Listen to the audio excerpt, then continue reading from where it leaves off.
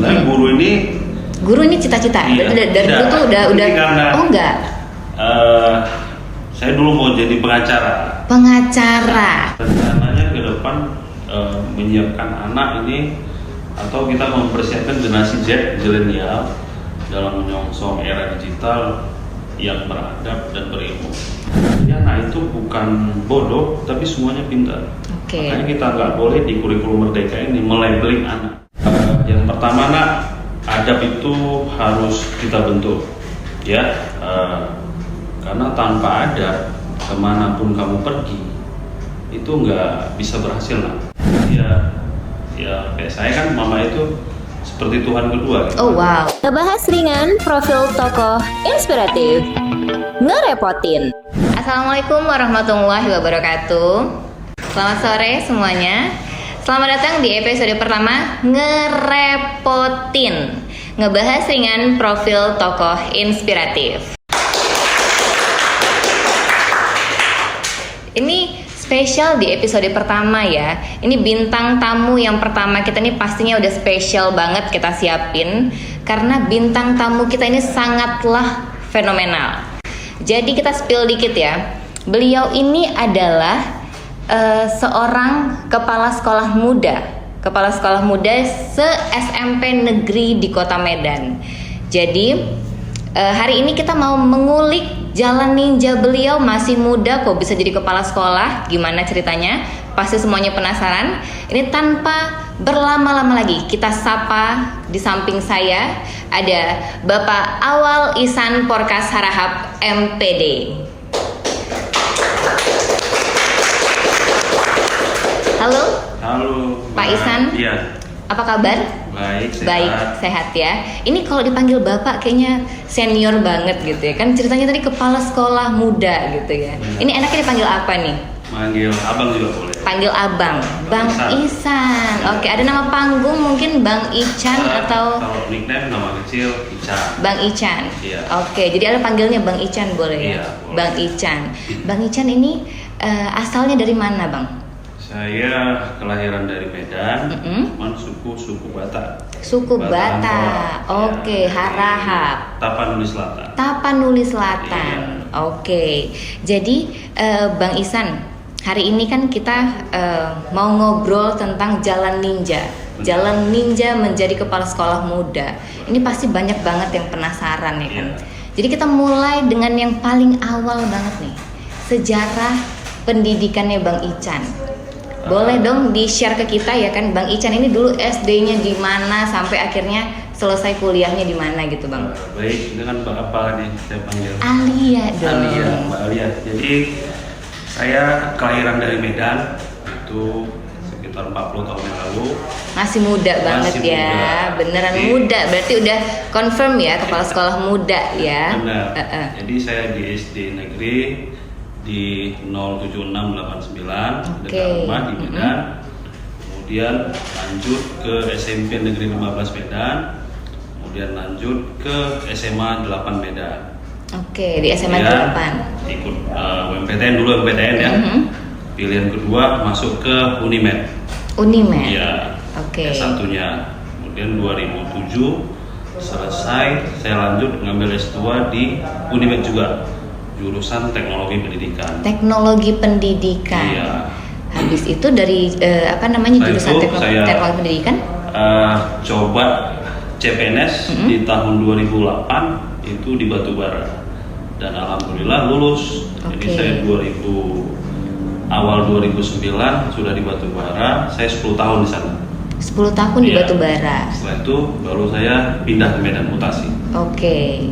Itu udah bergerak di bidang pendidikan waktu itu? Iya, saya dulu di tempatnya, kalau Mbak tahu, di Kota 50, SMA Negeri 150. Guru SMA Negeri 1, SMP Negeri 1, Kota 50 berarti? Kota Kabupaten Batubara. Oke, berawal dari situ? Benar. Semuanya berawal dari guru SMP Negeri 1. Oke. Habis itu dipindahkan ke Medan, terus Bang Icannya ke? Di Batubara 4 sekolah, saya pindah ke... Banyak yang ngefans kayaknya ya, banyak yang suka sama Bang Ican ini, cara ngajarnya pasti oke banget ya. Ya seperti itulah. Nah, jadi ke SMP Negeri 3 saya suka Saya suka, itu Iya. masih di Batubara juga. Batubara. Oke. Itu dekat-dekat Indrapura, Lautador. Kemudian pindah lagi ke SMP Negeri 650. Saya situ 5 tahun, baru pindah ke Medan, mutasi ke Medan, ke SMP Negeri 11 Medan. SMP Negeri. Oh, berarti waktu di Medan itu jadi guru SMP Negeri 11 dulu. Oke. Nah, ini jadi guru gimana ceritanya tiba-tiba bisa jadi kepala sekolah gitu di usia yang masih muda? Jadi guru kan, sebenarnya Guru ini cita-cita. Iya, Dari dulu tuh udah. Ini karena, Oh enggak. saya dulu mau jadi pengacara. Pengacara. Jadi pengacara tiba-tiba jadi guru. Cuman datang, Coba. Mama saya, kamu ambil satu jurusan guru. Oke. Ya kan? Karena Ya, saya nggak tahu apa dalam pikiran mama itu kan. Saya ambil pilihan kedua, pilihan pertama saya coba di Universitas Andalas. Karena kan grade-nya pada waktu itu lebih tinggi grade di Andalas daripada USU. Ternyata yang lulus pilihan kedua di Oke, guru. doa mama berarti ya Benar. kan. Mama sudah menyarankan untuk jadi guru harus kita dengar. Iya, Ternyata benar. ngebawa sampai jadi kepala sekolah, nggak cuma Benar, jadi guru. ternyata barokah juga. Barokah. Mama ini. Ih, pesannya gitu ya bang ya. Benar. Dengerin mama ya kan, jangan melawan ya kan. Kok udah Benar. dikasih tahu udah dengerin gitu. Iya. Jadi akhirnya udah ikhlas lah ya waktu itu jadi guru aja lah udah. Nggak gitu. ikhlas juga. Oh, nggak ikhlas Tahun juga kedua coba ternyata. lagi UMPTN, Heeh. coba STAN, coba UMPTN kan. Cuman ya karena belum maksimal ya udah nggak lulus juga kan. Berarti ya udahlah saya udah di guru, ya udah Oke. ditekuni aja gitu. Jalannya ya kan. Benar. Berarti emang doa mama kenceng banget kayaknya ya bang ya. Benar. Ini berarti contoh-contoh anak mama yang dengerin mama nih ya kan. Benar. Harus kita ingetin ke anak-anak kita zaman sekarang tuh banyak banget kayaknya yang gak mau dengerin orang tua gitu ya. Ternyata kalau kita dengerin orang tua hasilnya Ya hasilnya memuaskan. memuaskan dong ya pasti ya Benar. kan. Nah jadi waktu jadi guru tiba-tiba jadi kepala sekolah itu gimana? Nah jadi kepala sekolah itu keinginan kah? Apakah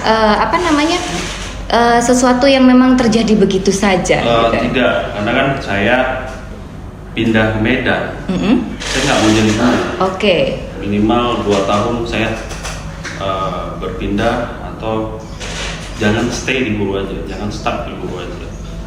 Jadi di 2020 ada diklat cakep. Mm-mm. Cakep Iya, itu adalah cakep itu calon kepala sekolah. calon kepala sekolah. Nah, dulu ada namanya diklat calon kepala sekolah ini di LP2KS Kemendikbud. Mm-mm. Jadi setiap yang mau jadi kepala sekolah dia harus diklat dulu, diklat Oke. cakep.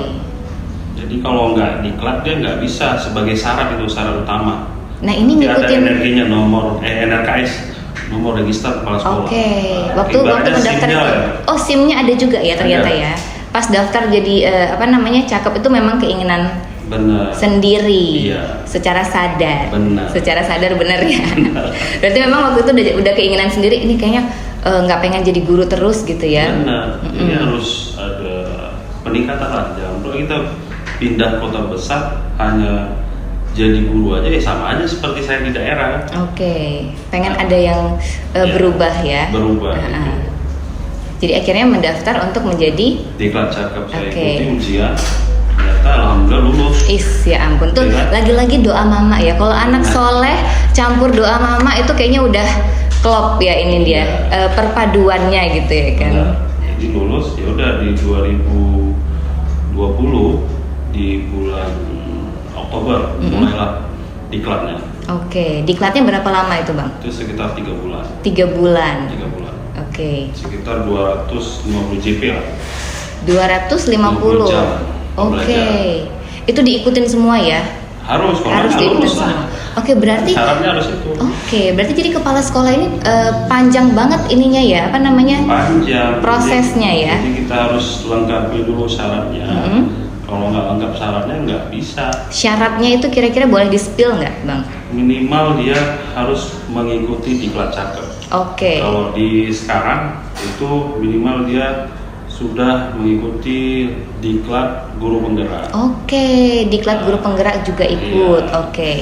Berarti abangnya juga termasuk sebagai salah satu. Kalau kami kan terakhir tuh diklat cakep. Oh, diklat Jadi cakep. kalau udah pernah diklat cakep, nggak Udah usah cukup, lagi oke. karena kan udah ada NRKS, nomor register kepala sekolah. SIM tadi itu SIM ya kan, tadi. oke. Karena itu berlaku nasional.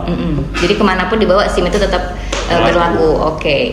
Habis itu ikutin pembelajarannya selama 50 CP. 50 jam pembelajaran. 250 jam pembelajaran itu apa aja sih Bang yang dibahas di situ? Iya, yang diajari manajemen sekolah, bagaimana jadi kepala sekolah, pemimpin satu lembaga sekolah, itu dipelajari semua di klub calon kepala sekolah itu. Jadi pure memang dijadikan untuk kepala sekolah gitu. Memang untuk menjadi kepala sekolah gitu. Itu ada batas usianya nggak sih Bang?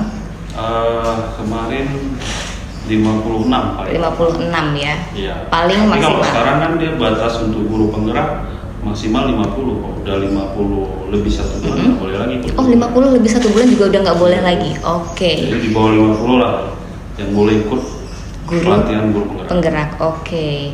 Berarti memang prosesnya nggak seperti yang kita bilang ya. Jadi bukan jalan ninja sebenarnya. Ini memang prosesnya panjang banget. Benar. Ya. Nggak tiba-tiba ujuk-ujuk jadi dari guru tiba-tiba langsung jadi capsek. Tidak. Rupanya tidak jalan ninja. Benar. Ada ya kan? prosesnya, ada syarat yang harus dipenuhi. Kan banyak ditetapkan oleh Kemendikbud itu banyak. Salah satunya tadi ada SIM-nya dulu. Oke. Ibaratnya SIM lah kan. Oke. Kalau udah ada SIM kan nggak boleh ugal-ugalan ya. Iya, berarti jalannya ya. Kemudian minimal dia pangkatnya kalau yang PNS 3B. Oke. Kemudian masa kerjanya 5 tahun. Kemudian ya pernah menjadi wakil kepala sekolah. Berarti Bang Ican waktu itu jadi wakil kepala sekolah di waktu di Batubara. Waktu di Batubara. Ya. Sudah memenuhi kriteria semuanya, go lah ikutin. Benar. Jadi syarat diklat.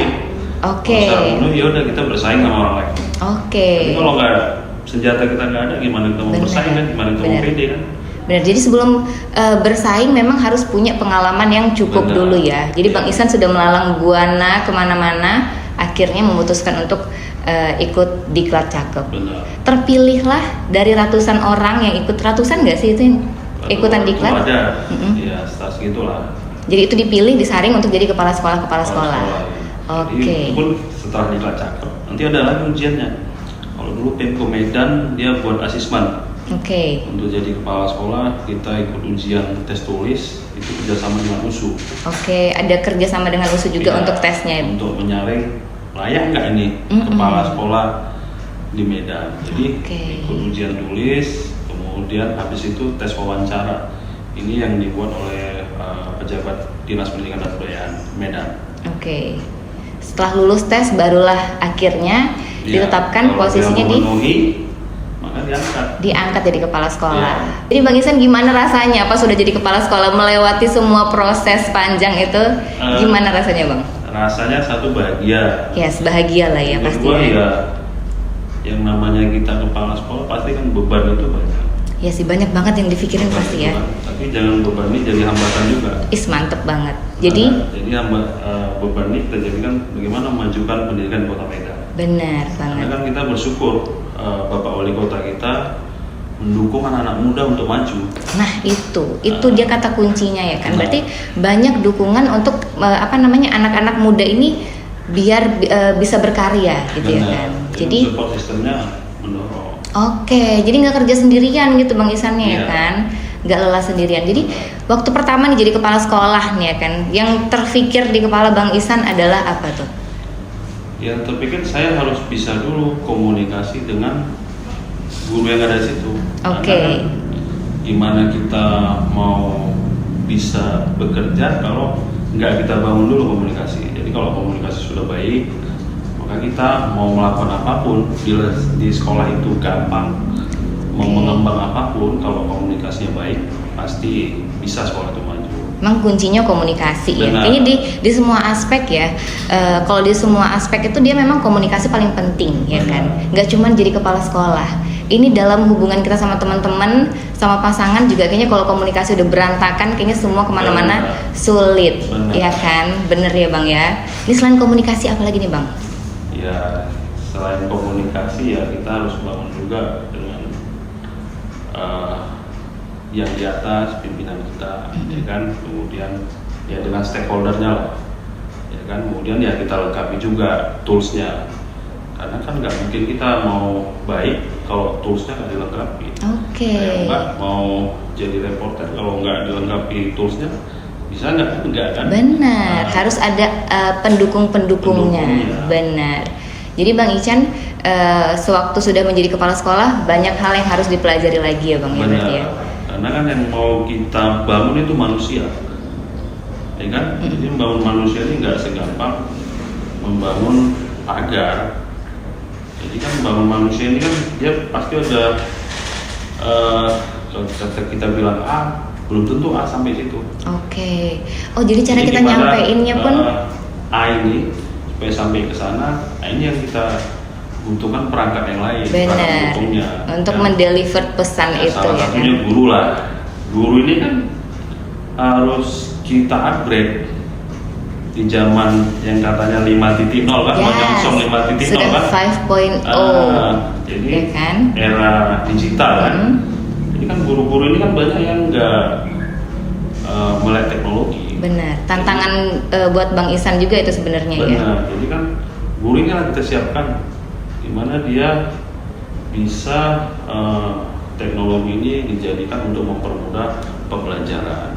Oke. Karena kan anak-anak rasa ingin tahunya tinggi, dia bisa cari informasi apa aja di Benar. dunia internet kan. Bener banget, anak-anak zaman sekarang itu kayak udah ini banget ya, kayak udah melesat banget ya, beda banget sama generasi kita ya. Benar. Generasi kita zaman waktu itu tuh kayak apa-apa tuh masih terbatas ya informasi. Kalau sekarang tuh mereka udah gampang banget Benar. untuk mencari informasi yang sedetail-detailnya Iya. gitu ya kan. Jadi sebagai kepala sekolah muda kayaknya akan ada hal-hal seru nih yang akan Abang bikin untuk SMP Negeri 13. Boleh di-spill nggak sih apa rencananya ke depan gitu Bang? Rencananya ke depan menyiapkan anak ini atau kita mempersiapkan generasi Z, zilenial dalam menyongsong era digital yang beradab dan berilmu. Oke. Karena kan teknologi nggak kita ragukan lagi, cuman bagaimana si anak ini menggunakan teknologi tapi dia bisa jadi manusia beradab. Nah, itu sih yang paling penting karena kalau nggak dikontrol nanti bablas ya kan. Yes. Karena kan untuk mempengaruhi suatu negara ini paling gampang dari dunia internet kan, masuk ke berbagai Bener banget ya. konten negatif, rusaklah anak-anak ini kan. Benar, harus dipandu tetap Iya. ya kan Bang. Harus kita ajari anak-anak, bukan kita larang ya. Ini teknologi seperti pisau kan. Pisau itu kalau dikasih tahu cara penggunaannya kan bermanfaat, tapi kalau nggak kita kasih tahu ini bisa melukai diri sendiri. Benar banget. Sama teknologi itu juga gitu kan, kalau nggak kita kasih tahu manfaatnya, ini bisa jadi merusak diri sendiri juga. Oke. Karena kalau misalnya kita hidup berdampingan sama teknologi ini, kalau kita gunakan dengan seefisien mungkin itu bisa benar-benar bikin kita jadi lebih melesat ya Bang Isan ya.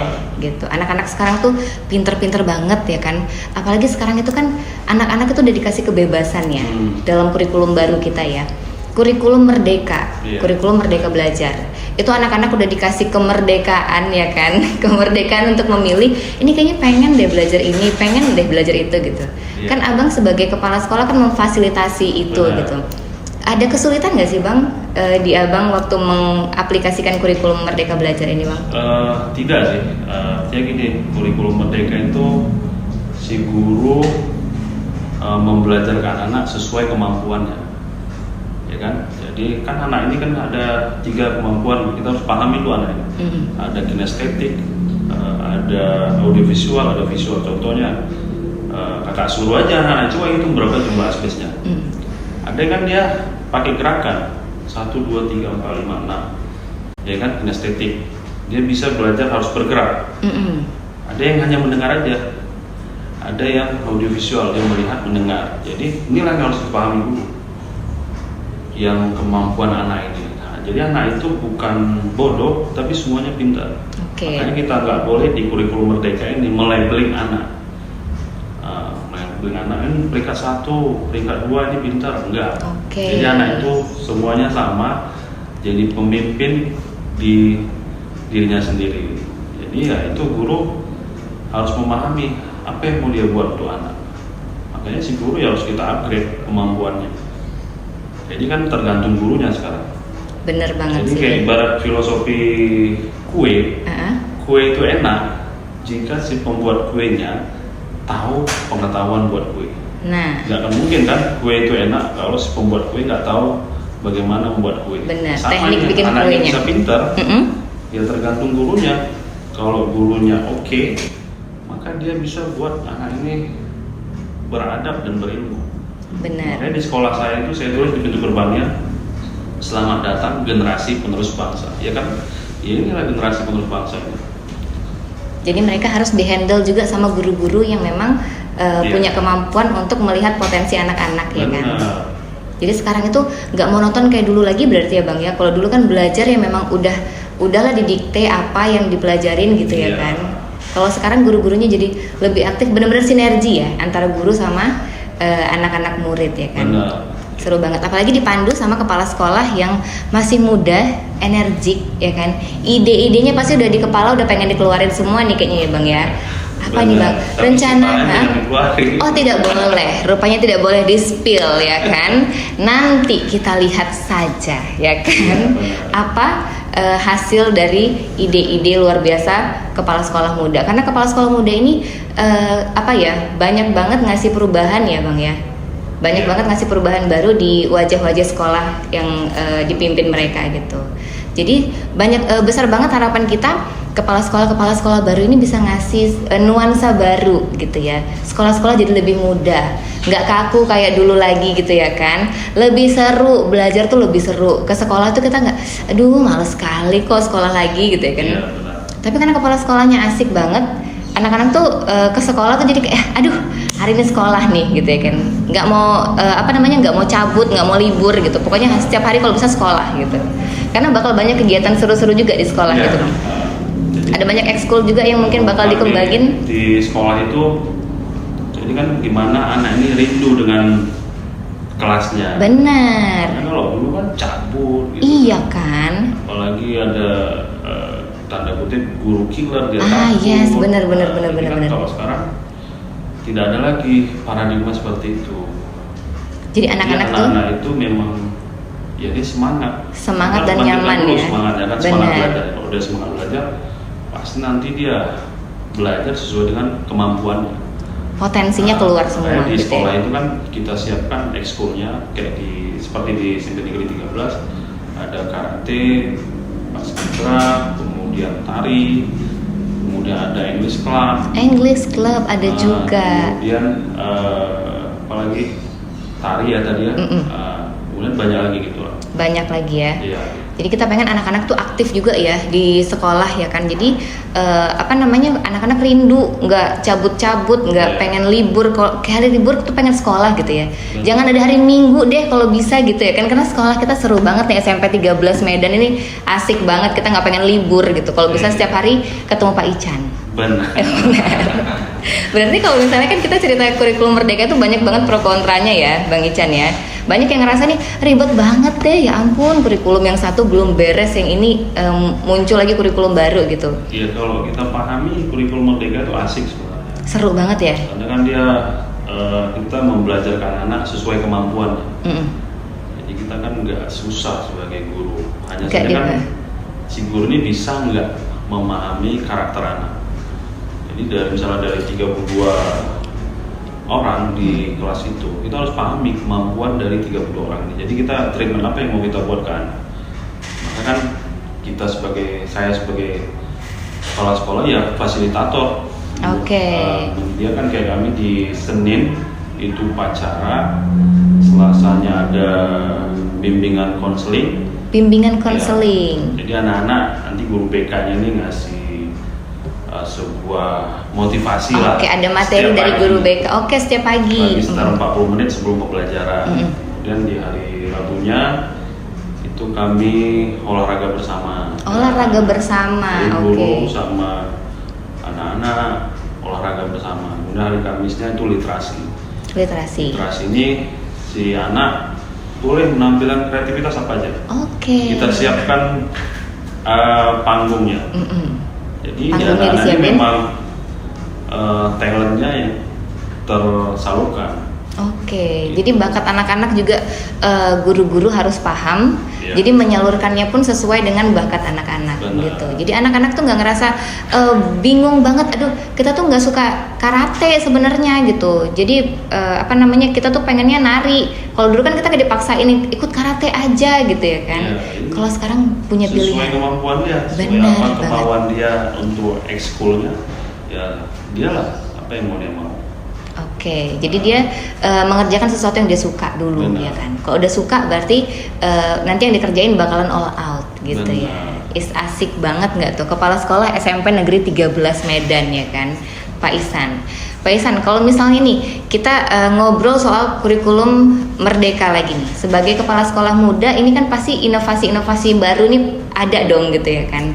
Kira-kira ada hal baru yang menakjubkan apa nih yang akan Bang Ihsan kerjakan untuk SMP 13 kita, Bang? Ya untuk tahun ini mungkin saya mau branding kelas. Mm-mm.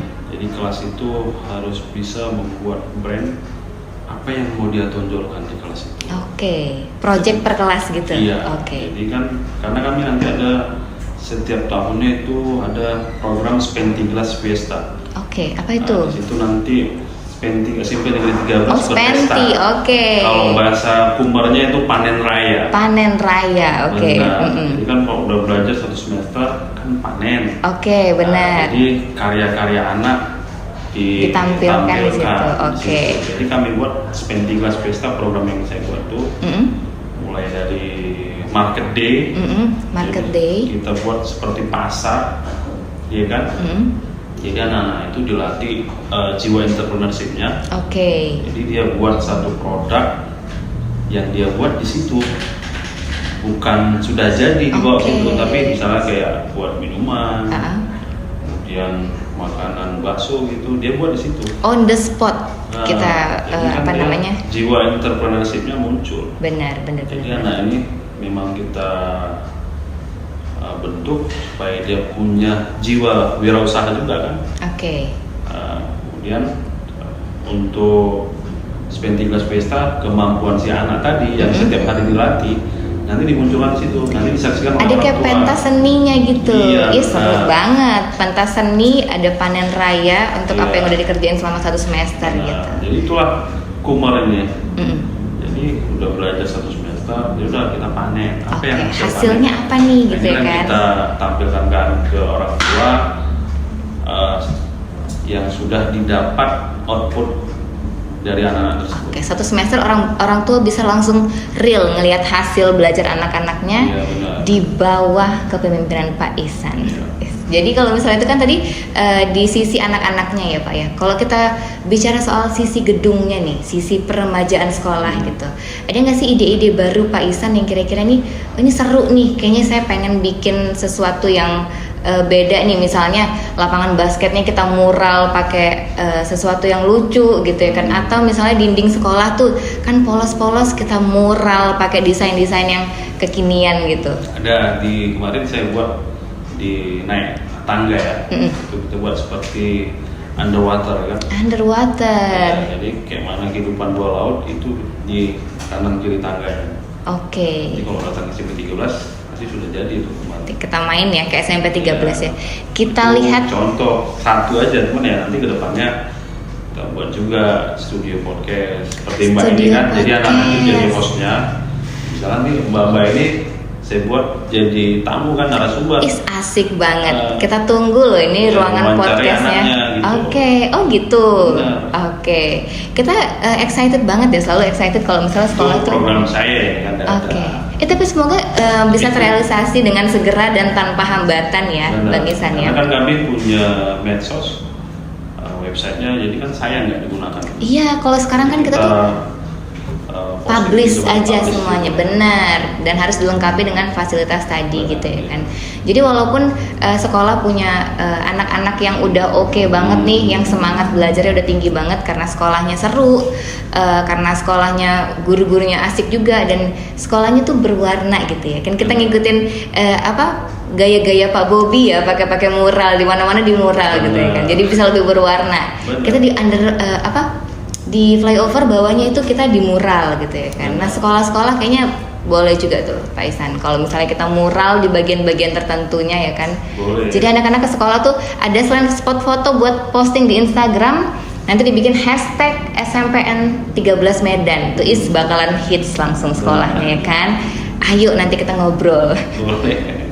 Oke, jadi Bang Isan, ini kan kita ngobrol-ngobrol soal jalan ninja yang ternyata bukan ninja tadi ya. Rupanya jalannya memang penuh dengan proses ya kan. Proses banget, dan yang paling penting adalah kita tuh harus dengar kata orang tua ya Bang ya. Ini kayak pesan moralnya ini harus didengar sama anak-anak Gen Z ini ya Bang ya. Benar. Jadi dengar orang tua, hasilnya ini loh hasil nyatanya kalau kita dengerin ya kan. Nggak disuruh jadi udah masuk aja kuliah buat pendidikan, masuk ke dokteran misalnya gitu, padahal orang tuanya udah ingetin nih, mungkin orang tuanya udah ada mimpi atau udah ada insight gitu ya kan, ini anaknya kayaknya bakal cocok jadi guru atau kepala sekolah nih gitu ya kan. Bener ya. Jadi ya kayak saya kan, mama itu seperti Tuhan kedua gitu. Oh wow, iya sih bener ya. Mak saya udah meninggal kan, jadi waktu masih hidup ya mama inilah penolong saya. Jadi kalau saya mau ujian, mak saya mau ujian, jadi lancar aja gitu. Jadi apa yang kata mak itu ikuti aja kan. Bener ya. Selagi itu baik, ikuti. Bener. Kecuali tidak baik. Bener. Karena doa mama yang paling mujarab. Bener ya. Iya, mak itu kan sumber inspirasi juga untuk kita. Ya apapun yang kita buat, minta izin sama, minta doa, pasti berhasil. Berarti abang ini adalah anak yang memang patuh banget sama orang tua, sayang mama banget. Benar. Sayang mama banget berarti. Saya beruntung bagi mama yang masih hidup kan. Berarti pintu surga masih ada. Masih ada. Benar. Jadi walaupun abang orang tuanya mama sudah nggak ada, tapi pesan-pesan mama itu tetap ada di dalam diri ya. Iya benar. Jadi apapun yang diingatkan sama mama kita, jangan melawan Glenn ya kan, dengerin ya kan Bang. Bener ya. Jadi ini kan kita mau ya Bang, sebagai anak-anak muda nih, abang ini kan senior ya kita bilang ya. Iya, senior nggak senior kali. Senior tipis-tipis lah ya kan, senior tipis-tipis. Kita tuh pengen minta saran nih Bang. Kira-kira nih oh kayaknya kita mau nanya aja kali ya. Ada nggak sih yang mau nanya? Mau ditanya sama Pak Isan sebagai senior di dunia pendidikan kita ini, kira-kira ada yang mau nanya nggak sih? Ada dong. Ada, isi ampun, dari sudut kiri boleh langsung bertanya ya. Oke, Pak Isan terima kasih banyak untuk waktu dan tempatnya. Ina mau tanya dong Pak, apa syarat Bapak untuk kami pemuda bangsa, anak-anak pemuda berkarya, agar tetap eksis dalam memajukan pendidikan, khususnya dalam hal memenuhi kebutuhan sekolah di bidang pengadaan sarana dan prasarana. Baik, jadi yang perlu dari anak-anak muda ini kan pertama fokus dulu. Kan banyak kan anak-anak muda sekarang tidak fokus ke semua mau digarap. Terakhir berhasil nggak ada kan? Jadi fokus dulu ke satu bidang. Kemudian ya komunikasi yang baik, pendekatan ya kan untuk anak-anak muda. Kemudian adab ini sangat perlu. Jadi Anda pintar, kalau adab gak ada sulit juga kan di era sekarang. Jadi makanya sesuai dengan Kumar, kurikulum merdeka, itu adab itu nomor 1. Di Jerman itu kan anak itu pintar, kalau adabnya rendah gak lulus. Jadi itu yang mau kita buat di Indonesia. Jadi anak itu pintar, beradab, maka dia nanti di bidang apapun pasti berhasil. Makanya anak muda sekarang ya cobalah jadi anak muda yang beradab sesuai dengan Pancasila kan, kemanusiaan yang adil dan beradab. Dan dibuat situ kemanusiaan yang adil dan berilmu. Jadi ternyata adab itu sangat perlu untuk anak-anak muda sekarang. Siapapun orangnya, mau dia anak muda, orang tua, maka adab itu nomor 1, itu kunci dari keberhasilan. Terima kasih Bapak. Terima kasih loh Bang. Ini sangat inspiratif banget ya. Jadi kalaupun kita pintar, kita ilmunya banyak banget, tapi kalau attitude kita nggak oke ya kan, nggak bisa jadi apa-apa juga ternyata ya Bang ya. Fokus, habis itu komunikasinya oke, kemudian attitude-nya diperbaiki, itu adalah kunci kesuksesan versi Bang Isan. banget loh. Ini kayaknya kalau dipanjangin ini ngobrolnya bisa sampai azan Isya. Tapi kayaknya kita sampai ke ending acara sih. Kira-kira ada nggak sih yang mau abang sampein untuk anak-anak muda Kota Medan yang lainnya, khususnya anak-anak SMP ya, khususnya anak-anak SMP, gimana sih caranya supaya bisa mengikuti menjadi anak yang mengikuti profil Pancasila gitu? Ya, pesan saya sebagai pelaku pendidikan untuk anak-anak, yang pertama nak, adab itu harus kita bentuk, ya, karena tanpa adab kemanapun kamu pergi itu nggak bisa berhasil nak. Jadi orang sukses itu yang pertama adab, jujur, ya, kemudian berani. Jadi kalau ini nggak ada, sulit kita untuk jadi berhasil. Jadi mulailah dari sejak dini adab itu dibentuk habit, ya, lama-lama sudah terbiasa dan membudaya dalam diri kita. Nah itu, jadi anak yang beradab dan berilmu, itulah ya.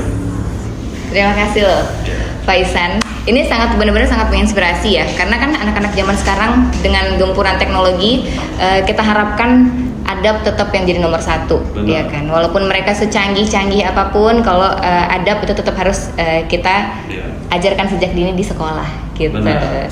Anak-anak SMP Negeri 13 ini kepala sekolah kan keren banget, tau nggak sih Pak Ihsan? Terima kasih banyak loh untuk ngobrolnya hari ini. Ini buat semuanya yang nonton, kira-kira ini mau request siapa lagi deh yang mau kita undang di acara ngerepotin ini, boleh banget nanti kita komen ya di channel YouTube kita.